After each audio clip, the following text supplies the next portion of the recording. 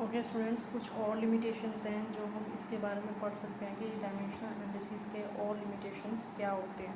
First इसमें दे रखा है, इसको आप डायमेंशनल एनालिसिस पढ़ सकते हो। It is not a DA, it is a dimensional analysis. Dimensional analysis does not give any information about the constant appearing in the formula. तो जो डायमेंशनल एनालिसिस होता है ये आपको कभी भी आप जो भी कांस्टेंट यूज़ करते हो, वैसे मैं पहले बता चुकी हूँ पर इसको हम फॉर्मूला की हेल्प से करेंगे कि आप जो भी फॉर्मूला यूज़ करते हो उसमें जो भी कांस्टेंट की वैल्यू होती है उसके बारे में आपको कभी भी डायमेंशनल एनालिसिस नहीं बताएगा। आपको कभी नहीं बताएगा कि आपके पास 2 पाई की वैल्यू क्या है या 2 पाई की वैल्यू क्या है, आपके पास यूज़ कैसे हो रहा है। तो आप इसको ऐसे एज्यूम मान के आप यूज़ करते हो कि that t is equal to 2 pi root by l g. Root by l g से आप डायमेंशनली चेक कर लोगे कि ये फॉर्मूला करेक्ट है, पर यहाँ पे 2 पाई की कोई इन्फॉर्मेशन नहीं है कि 2 पाई कहाँ से आया है, कैसे आया है, क्या इसका यूज़ है। ठीक है, तो ये आपकी इन्फॉर्मेशन इसमें छुप जाती है। So this constant have nothing in case of dimensional analysis. तो डायमेंशनल एनालिसिस में 2 पाई का कोई यूज़ ही नहीं है। It is useless in case of dimensional analysis. Second क्या है, this method is useful only when that is physical quantity depend on other quantity by multiplication and power relation. If it is like suppose करो हमारे पास हमने ज़्यादातर जो dimension analysis के formulas पढ़े हैं उसमें क्या है कि जो फिज़िकल क्वांटिटी है वो डिपेंड कर रही है फैक्टर्स पे और वो उसकी मल्टीप्लिकेशन में। जैसे सपोज करो आप ये पढ़ते हो कि हाँ जो आपकी ये क्वांटिटी है वो इन फैक्टर्स पे डिपेंड है, ठीक है, और ये क्या है मल्टीप्लिकेशन में या तो पावर्स में आएंगे या मल्टीप्लिकेशन में आएंगे। तो इन केसेस में आप डायमेंशनल एनालिसिस को अप्लाई कर रहे हो। बट अगर कोई केस आ जाता है जिसमें डायमेंशनल एनालिसिस, जैसे अब हम ये वाला केस देखेंगे कि if it falls in case that physical quantity depend on sum और difference of the quantity. Suppose करो कोई फिज़िकल क्वांटिटी उसके मल्टीप्लिकेशन या पावर्स पे डिपेंड नहीं कर रही, वो उसके एडिशन और सब्ट्रैक्शन पे डिपेंड कर रही है, तो उस केस में डायमेंशनल एनालिसिस जो है वो फेल हो जाती है। जैसे हमारे पास ये है एग्जांपल कि सपोज करो अगर फिज़िकल क्वांटिटी डिपेंड कर रही है इन केस ऐसे एक्स प्लस वाई जेड पे, तो यहाँ पे डायमेंशनल एनालिसिस आपकी फेल है, ठीक है। और जैसे हमारे पास एग्जांपल है s is equal to u t plus half a t का स्क्वायर, इसमें आप सिंगल एस के बारे में बता सकते हो, ठीक है। आप एस के सिंपल ये वाली टर्म आप लेके जैसे यू टी वाली टर्म लेके आप बता सकते हो। इसमें हाफ ए टी स्क्वायर को या तो आप सिंगल यू टी वाली टर्म लोगे या फिर आप हाफ ए टी स्क्वायर वाली टर्म लोगे, ठीक है। आप दोनों टर्म्स लेके इसको डायमेंशनली करेक्ट नहीं कर सकते। ओके, समझ आया ना ये चीज़ कि आप एस के लिए या तो यू टी को डायमेंशनली चेक करोगे या फिर हाफ ए टी स्क्वायर को डायमेंशनली चेक करोगे। आप दोनों को लेके उसको डायमेंशनली चेक नहीं कर सकते। तो इस केस में जो डायमेंशनल एनालिसिस होती है वो फेल होती है। कई ऐसे फॉर्मूला है जहाँ पे आप एडिशन करते हो तो आपके पास फॉर्मूला आता है, मल्टीप्लिकेशन और डिवीज़न नहीं हो पाती, या मल्टीप्लिकेशन और डिवीज़न के फॉर्मूलाज नहीं होते या पावर्स के फॉर्मूलाज नहीं होते, तो उस केस में डायमेंशनल एनालिसिस फेल है। सेकेंड क्या है कि this method fails if physical quantity depend on another quantity as log function और derivative function like in force is equal to d by d t. जो आपका डायमेंशनल एनालिसिस का concept है वो उस केस में फॉलो नहीं होता जिस केस में आप लोगैरिथमिक फंक्शन पढ़ते हो। लोगैरिथमिक फंक्शन के केस में डायमेंशनल एनालिसिस आप अप्लाई नहीं कर सकते क्योंकि उसमें उसकी कोई एमएलटीज़ नहीं है, उसमें आप एम एल या टी ये अप्लाई ही नहीं कर सकते। तो उस केस में आपका जो डायमेंशनल एनालिसिस वाला कॉन्सेप्ट है वो फेल हो जाता है, ठीक है। जैसे हम और डेरिवेटिव केस में भी आप जब भी आप किसी का डेरिवेटिव लेते हो तो आप उसकी एमएलटीज़ नहीं लिख सकते कि इसकी एमएलटीज़ ये हैं। तो उस केस में भी हमारा क्या होता है कि जो डायमेंशनल एनालिसिस का जो कॉन्सेप्ट है वो क्या हो जाता है, फेल हो जाता है, ठीक है। जैसे इसमें एग्जांपल दे रखा है force is equal to d v by d t, तो इस केस में आप फोर्स की एमएलटीज़ देख लोगे, वी की आपको पता है एल टी माइनस वन होती है, पर उसका डी बाई डी टी आप कैसे करोगे, एमएलटीज़ का आप डी बाई डी टी आप नहीं कर पाओगे। तो इस केस में जो आपका एमएलटीज़ होगा वो क्या हो जाएगा, फेल हो जाएगा। ऐसे हम एग्जांपल लेते हैं कि जो हमारे पास, जैसे मैं बोलती हूँ कि हमारे पास v जो है वेलोसिटी होती है वो dx बाय dt होती है, इस केस में भी आप एमएलटीज़ नहीं लगा सकते। तो डेरिवेटिव वाले सारे जो केसेस हैं उस केस में ये डायमेंशनल एनालिसिस आपकी फेल हो जाती है, ठीक है। ओके, नेक्स्ट क्या है, dimensional formula of a physical quantity में not be unique.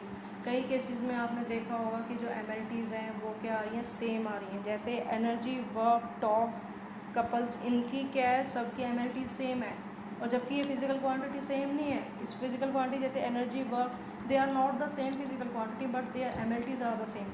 So in this case DA is not applicable और you can say that it is not applied. Okay, तो इस केस में भी आपका डायमेंशनल एनालिसिस की जो कॉन्सेप्ट है वो क्या होता है, फेल होता है। सेकंड क्या है, even if physical quantity depends on the three physical quantity out of which two have the same dimension। इसने क्या कहा है कि अगर कोई फॉर्मूला ऐसा है जो किसी तीन फिजिकल क्वांटिटी पे डिपेंड कर रहा है, जिसमें से दो फिजिकल क्वांटिटी की जो डायमेंशंस हैं वो सेम है, तो उस केस में डायमेंशनल एनालिसिस क्या है, आपकी यूज़ नहीं हो सकती, और आप कह सकते हो कि उस केस में आप फॉर्मूला डिराइव नहीं कर सकते। तो उस केस में भी डायमेंशनल एनालिसिस जो है फेल है। जैसे हमने कौन सा एग्जांपल लिया है, example frequency of a turning Kock.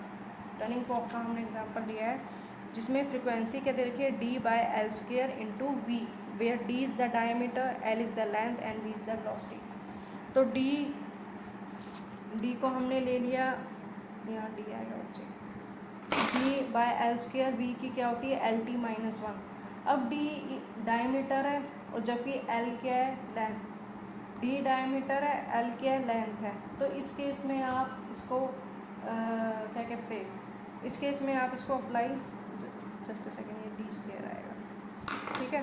तो इस केस में अब जो आपका d क्या है, डायमीटर है, l क्या है, लेंथ है, बट d डायमीटर है तो इसको हम क्या ले सकते हैं, लेंथ ही ले सकते हैं। तो ये क्या आ जाएगा, F is equal to L का स्क्वायर और L का स्क्वायर LT-1, क्योंकि d एक क्या है, डायमीटर, यहाँ पर d² है ना, तो d क्या है, डायमीटर ही है। डायमीटर को आप किस में लेते हो, लेंथ में लेते हो। तो d को आपने L ले लिया और ये भी L ले लिया, तो L/L² ये क्या हो जाएंगे, क्रॉस हो जाएंगे। अब F इज इक्वल टू क्या बचेगा, LT-1 पर, और जो कि डायमेंशनली क्या है, रॉन्ग है। तो जिस केस में आपके पास कोई भी फिजिकल क्वांटिटी तीन फैक्टर्स पे डिपेंड करे या तीन फिजिकल क्वांटिटी पे डिपेंड करे और दो की सेम हो, तो उस केस में डायमेंशनल एनालिसिस क्या हो जाती है, फेल हो जाती है। ये वाला जो आपका वो है वो बहुत इंपॉर्टेंट है। एक तो आपको अगर नहीं समझ में आया तो फिर से देख लो कि डायमीटर की हमने लेंथ थी, d का स्क्वायर था तो l का स्क्वायर हो गया, नीचे l² था ही तो l² आ गया। v की हमारे पास डायमेंशनल फॉर्मूला क्या होता है, LT-1। तो यहाँ से क्या हुआ, l² कट गया, तो ये बचा क्या, F is equal to LT-1, that is dimensionally not correct. Next क्या है, a dimensionally correct relation may not be true physical relation because the dimensional equality is not sufficient for telling the correctness of the given physical quantity, for example this।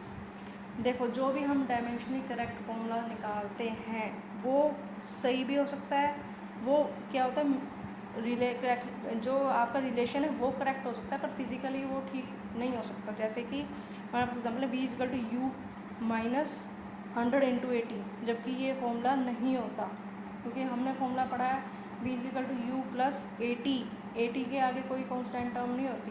पर ये आपका जो formula है ये आपका dimensionally तो correct हो जाएगा, क्योंकि 100 आपका क्या है, कांस्टेंट है।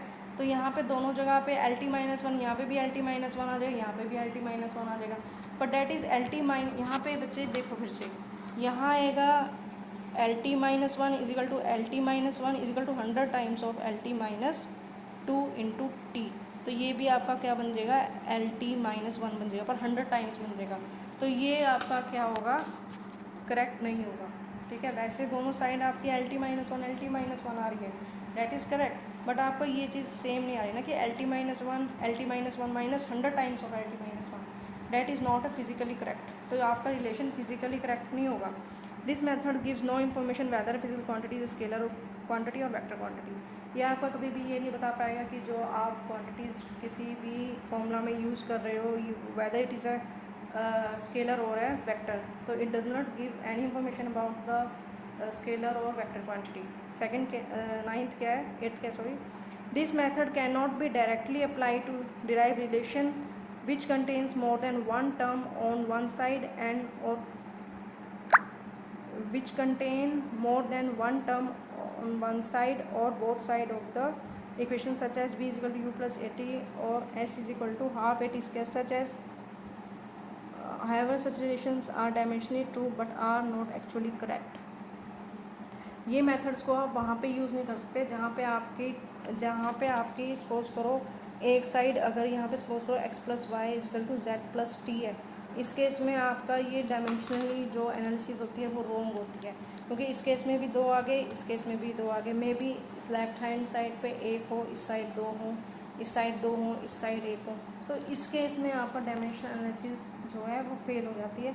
सिंपल लैंग्वेज में इसको अगर हम बोलें, जो ये वाला पॉइंट है इसको सिंपल लैंग्वेज में बोलें तो आप कह सकते हो कि जहाँ पे आपके पास जो टर्म्स हैं, अगर वो टर्म्स जैसे v is equal to u plus a t और s is equal to u t plus half a t का स्क्वायर है, जैसे मान के चलो आपका लेके चलते हैं एग्जांपल हम, v is equal to u plus a t, तो v की होती है एल टी माइनस वन, ठीक है, u की भी L T minus one plus ये L T minus one into T, sorry two, तो ये L T minus one equal to L T minus one plus L T minus one, ये T से T cut जाएगा, तो ये two L T minus one और L T minus one, तो ये दोनों क्या आ रहे, इक्वल नहीं आ रहे ना, तो इस केस में आपका डायमेंशनल एनालिसिस क्या होती है, फेल होती है।